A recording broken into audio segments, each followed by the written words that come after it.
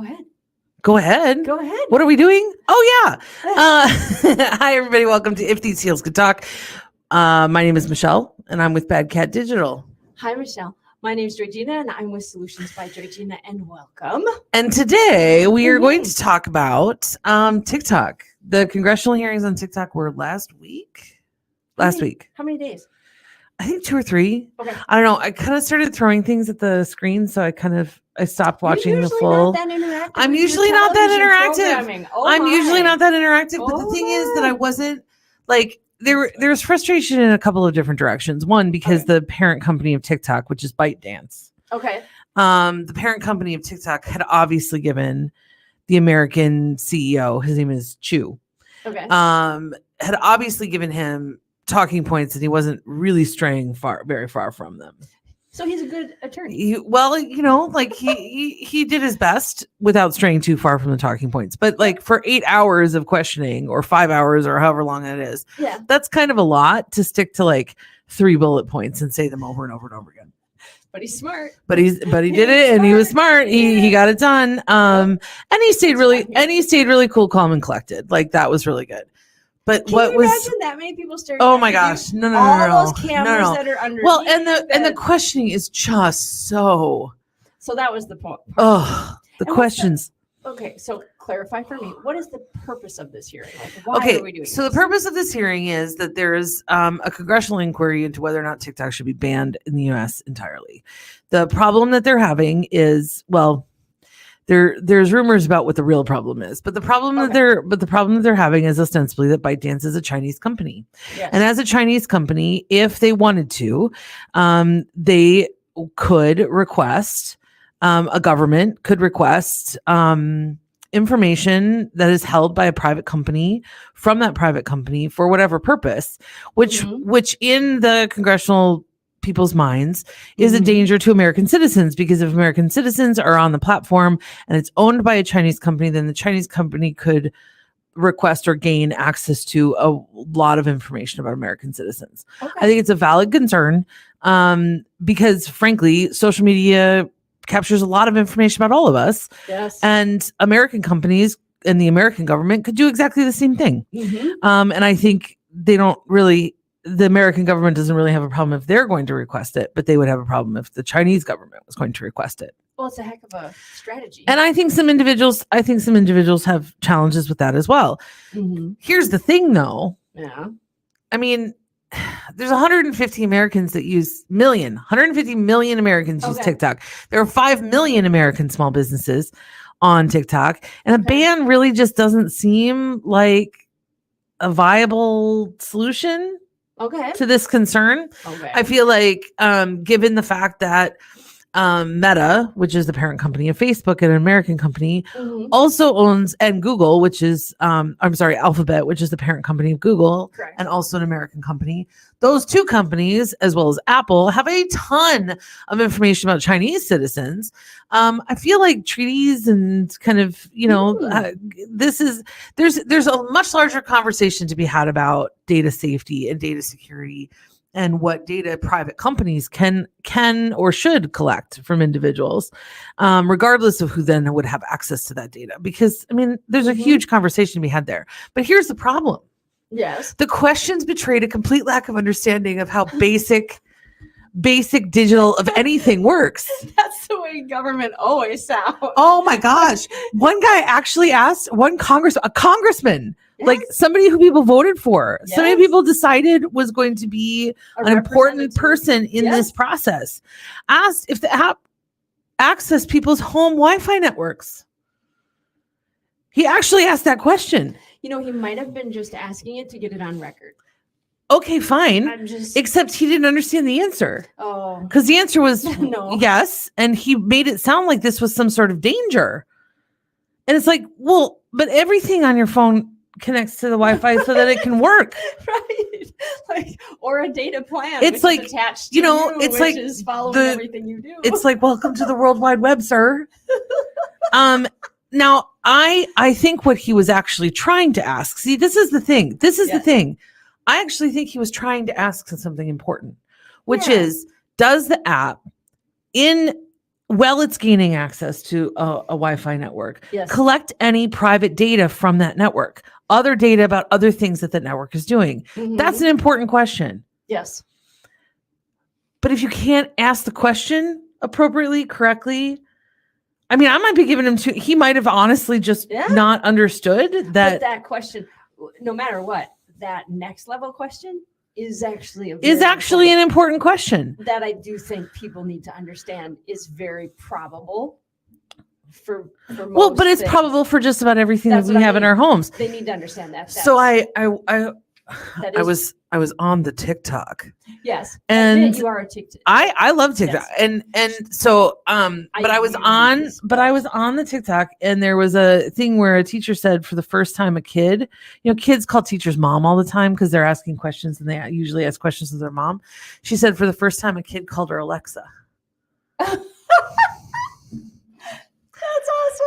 But think about that. That's funny. Think about what that means for the Internet of Things and what's in our homes and what's listening to us, because voice recognition, I've had this conversation before too with people that don't understand voice recognition technology. If you're going to talk at something and it's going to answer back, that means it always needs to be listening to you for those vocal signals from you. Yes. So if you have an Amazon Echo or an Alexa enabled device, it's always listening. And sometimes recording at times that you may or may not know. And you can actually access all this information. I had a friend who was like, really? And I said, yes, really. And she said, well, what happens to all of that? Like, what are they recording? I said, well, you can actually access your file. You can access your Amazon file. It's, if you're a Prime, like you can log in and they'll let you download everything that they have on you. And it'll be thousands of voice recordings of just sound that's happening in your home. And I said, do you want me to show you where to download it? And she said, you know what? I don't want to know. And that's the thing. That's the problem that I'm having. So we're having this conversation about this, this unnamed threat that's vaguely xenophobic about a different company, that frankly, there's a larger conversation to be had first. And that is a basic data security conversation and a basic conversation about that. But we're not having that conversation. No, because we can't have that conversation. Like, that gets complicated. But we can have that conversation. Companies, and we don't want to admit that those are the things that are happening within American companies. And if we're using some of those things for convenience or entertainment, but I mean, if law enforcement, if agencies are utilizing some of that additional data down the road, like the Alexa, like that. Oh, this is totally being used by government entities. Yeah, I was just gonna say, I know. Of course, it is. I know that it's been utilized in trials for things. They've accessed that data and been able to. Yeah, I mean, there are laws being adjudicated right now about whether or not police have access to your phone when you're just arrested, and then can go search your phone like they can search your body. Yeah. If you're arrested, and it's like, well, but the body search is for their own safety, so that you're not bringing anything in with you when you're in custody. But the phone search is for evidence. That's different. Yeah. So there's a lot of conversations here. I think the general public, based on what people said about these questions that the Congress people were asking, because the vast majority of people who are active online were like, are you kidding me? So there wasn't a whole lot of good question. There was a whole lot of seriously, you have this person sitting in front of you. You can ask them anything that you want. And instead you demand that they tell you how algorithms work because they get drag queens on their feed. How many? Okay. So you said how many millions of people? 150 million people. Now, Americans. Put that in context. That's Americans. Put that in context. There are 330 million Americans total, and children under 16 are not allowed to use TikTok. So, or 14, something like that. So you're talking about probably somewhere in the neighborhood of 60 to 65% of adults in America. That's where I was trying to get at. I mean, it's a big number. It's a big number. 340, I think, million Americans total. Somewhere in there, 330, 340. I think the last census was 333, but that was 3 years ago. Yeah. Something like that. Anyway, and we've had, a pandemic in the middle of that. And, that's it's interesting how they,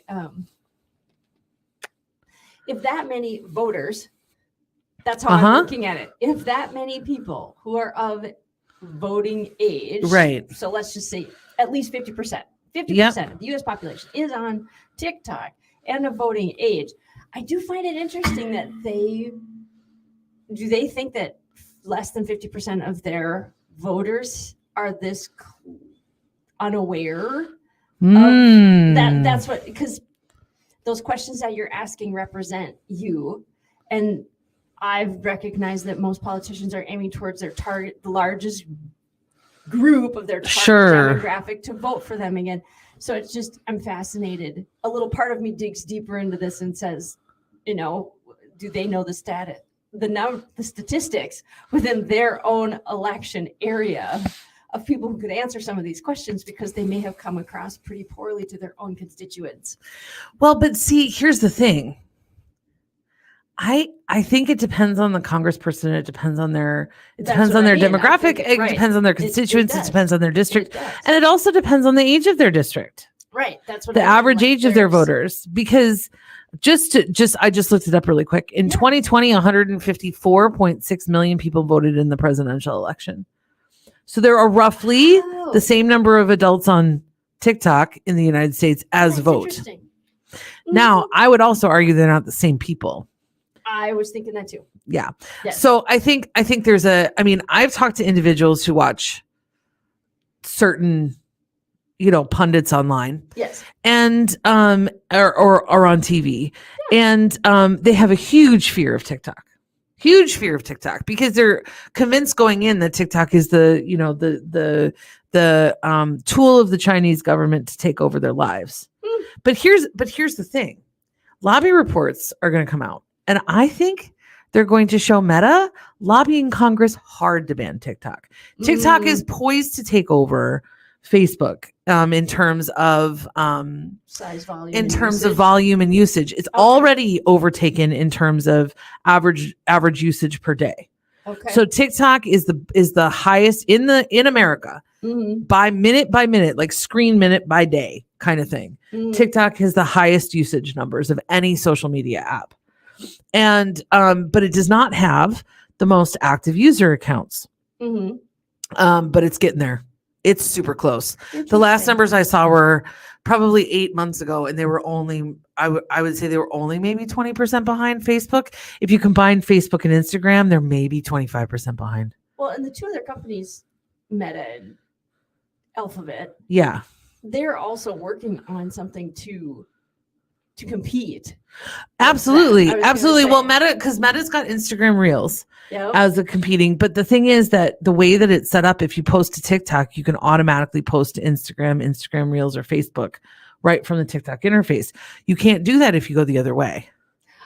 So that's part of, and then YouTube has YouTube Shorts, right? Yep. YouTube has YouTube Shorts, and YouTube, of course, is a subsidiary of Alphabet. Right. Owned by the same company that owns Google, or technically owned by Google. I don't know. Yeah. You'd have to, like, these corporate structures are like, they move. Whatever. They're just super complicated, intentionally and on purpose. Super complicated. No. So there are other viable options, which I know are slowly being at least tested. Yeah. They're out there tested, but I will tell you, as a user, they're not nearly as good. They don't, whatever algorithm is driving them is not nearly as, I would say, responsive to user behavior. And they're both, neither of them have the content libraries. So they're both very repetitive. Okay. So for example, one of the things that I really enjoy watching on these short videos is like clips of movies or TV shows that I've seen before. Oh yeah. It's short clips or whatever. And I'm sure that would drive the studios and the IP, like the intellectual property owners of those pieces, mad, but it's true. That's one of the things I like watching. And on TikTok, you can kind of tell what I'm into at the moment, because it's very responsive to what I'm watching and what I skip past. Yep. Meaning, like, I could see a clip of a movie that I've never seen before in my feed, in my For You page. It'll come up. I could watch it for 2 minutes, and then 3 clips later or 3 videos later, there'll be a second one. Sure. So it's very responsive. Whereas YouTube Shorts is still serving stuff that I was kind of into like 2 months ago. Oh. So it's just not as quick to respond. And I'm logged in all of these places. You know, like what I do on my phone is also on my computer. Like there's no like, so these are the kinds of things that we notice because we are professionals in this space. But most people wouldn't necessarily pick up on. But I can tell you that from a user experience standpoint, TikTok is way ahead of those competitors in terms of the experience and how it delivers content. But the big thing we haven't talked about, 5 million small businesses rely on TikTok. Most creators, most people who make soap and jewelry and art, and so a lot of creators, a lot of people who do graphic design or make stickers or whatever. And then you have all of the influencers. There's a huge influencer and creator thing on TikTok, and Facebook Meta just announced that it was no longer going to pay its influencer, like its creators. So there's something called a creator fund. Oh, right. Okay. So the creator fund. So for individuals who have large followings, and you know, this is the influencer world. This is how influencers make money, right? It's not just in partnerships with corporate whatever. So it's not just endorsements. No, it's not just endorsements. It's also a kickback on the viewer numbers on the platform. So it happens on YouTube, it happens on Meta, Facebook, Instagram, and it happens on TikTok. But Meta just announced that it will no longer be paying influencers through its platform. But TikTok pays better than Meta did. That was interesting. Per millions of impressions and views. And it's heavily dependent on interaction on the videos, whereas Meta's was really just based on views and views. But with TikTok, creators make more for videos that people watch longer, or people comment on, or people share. Wow. And we're talking about, just so everybody is aware, nobody's getting paid $5 for you to watch a video, for you individually to watch a video. Pennies. They're getting fractions of pennies for individual purposes. So it's comparable to what people get paid when their song gets played on Spotify. Pretty much. Yeah. So it's very much like a royalty system, very much like a streaming, that you know. I can understand. Yeah. I've seen that one. But it adds up, you know, big numbers add up. Millions. Millions, and then you add on endorsements and things, and it can be a really good living. Yeah. And it's actually impacting, because a lot of people in that kind of like in their 20s, it's actually impacting the job market, because you know, you can make more if you can make more money on YouTube than you can at a job. Why would you work a job? It is a job. It is a job, but what I mean, like, if you can make more money on YouTube than you can working for somebody else, why would you work for somebody else? Correct. You'd be an independent. You're just an independent contractor.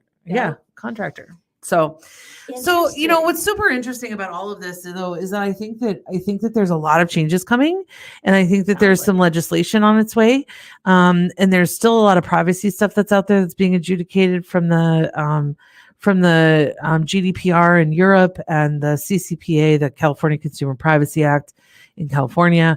A lot of those laws are still running through the courts, and we don't know if they're going to be like, if they'll survive. If they'll survive intact, or they'll survive without some meat on them. We don't know yet.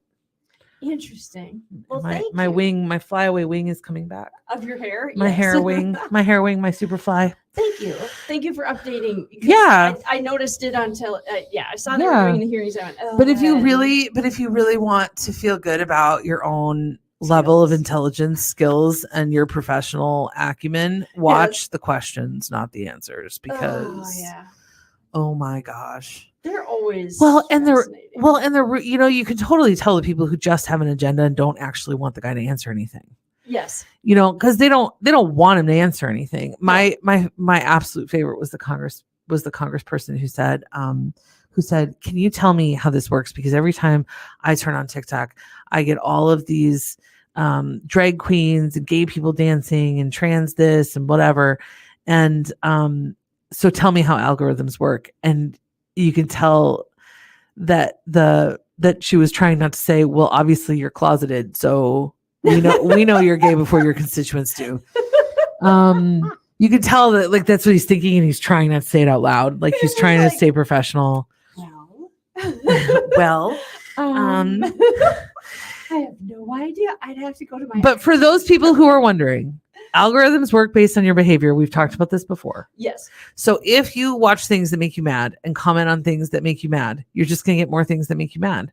If you watch and comment on things that that make you happy, then you're going to get more things that make you happy. Mm-hmm. So you decide what's in your For You page. You decide what's in your feed. Yeah. Already. Perfect. Yeah. Thank you for joining us at If These Heels Could Talk. We hope this has been enlightening and got you at least doing some searching on that web. To Oh my gosh. More. Go to YouTube to watch the hearings on TikTok. What? What? Either one. Bye.